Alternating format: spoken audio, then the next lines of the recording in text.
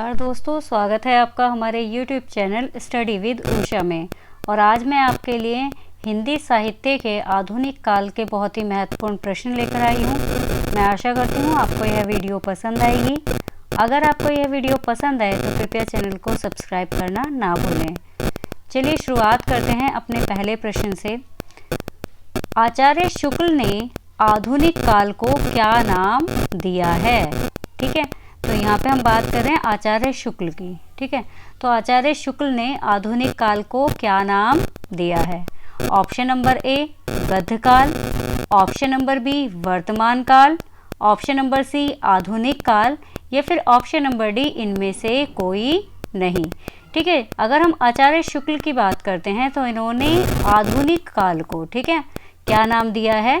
गद्य काल। ठीक है, क्या दिया है? गद्य काल का नाम दिया है। वहीं अगर हम बात करते हैं कि आधुनिक काल को वर्तमान काल किसने कहा है, तो ये किसने कहा है? मिश्र बंधुओं ने। ठीक है, किसने कहा है? मिश्र बंधुओं ने। और अगर हम बात करें कि आधुनिक काल को आधुनिक काल ही किसने कहा है, तो वो किसने कहा है? डॉक्टर राम कुमार वर्मा ने। ठीक है, किसने कहा है? डॉक्टर राम कुमार वर्मा ने। ठीक है, चलिए आगे बढ़ते हैं अपने अगले प्रश्न पर।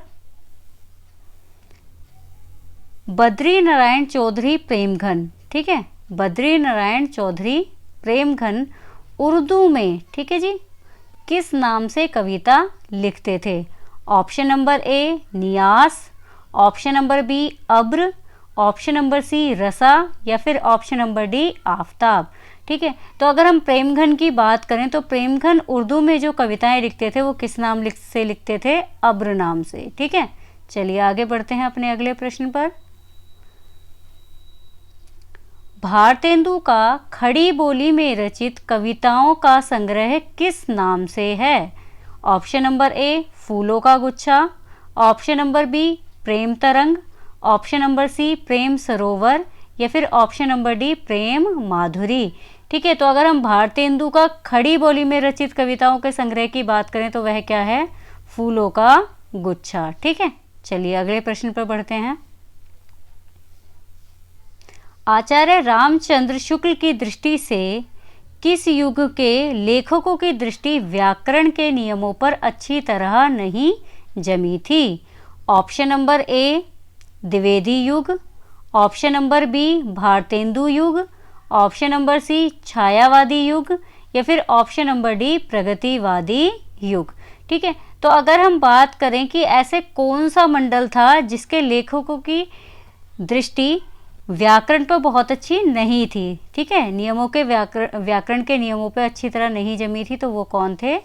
भारतेंदु हरिश्चंद्र मंडल के लेखक। ठीक है, चलिए आगे बढ़ते हैं अपने अगले प्रश्न पर।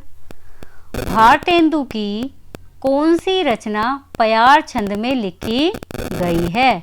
ऑप्शन नंबर ए बंदर सभा, ऑप्शन नंबर बी वर्षा विनोद, ऑप्शन नंबर सी प्रेम सरोवर, या फिर ऑप्शन नंबर डी प्रातः समीरण। ठीक है, तो अगर हम बात करें भारतेंदु के पयार छंद में, तो पयार छंद में जो लिखी गई रचना है वो कौन सी है? ऑप्शन नंबर डी प्रातः समीरण। ठीक है, अगर हम बंदर सभा की बात करें तो बंदर सभा जो है वो पैरोडी में लिखी गई है। किस में लिखी गई है? पैरोडी में। ठीक है, वहीं अगर हम वर्षा विनोद की बात करें तो वर्षा विनोद जो है वो लावनी छंद में लिखी गई है। किस में लिखी गई है? लावनी छंद में।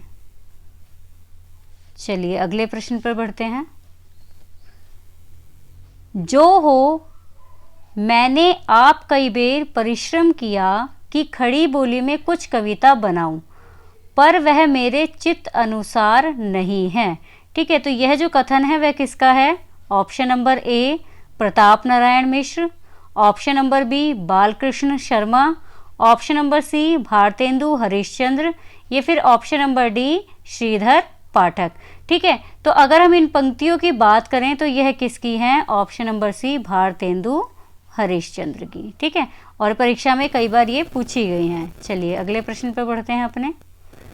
निम्नलिखित में से कौन हिंदी साहित्य के पितामह के रूप में जाने जाते हैं?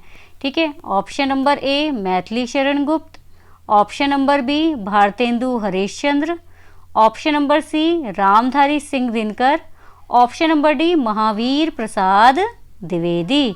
ठीक है, अगर हम हिंदी साहित्य के पितामह के रूप की बात करें, ठीक है, तो पितामह किसको माना जाता है? भारतेंदु को माना जाता है। ठीक है, चलिए अगले प्रश्न पर बढ़ते हैं।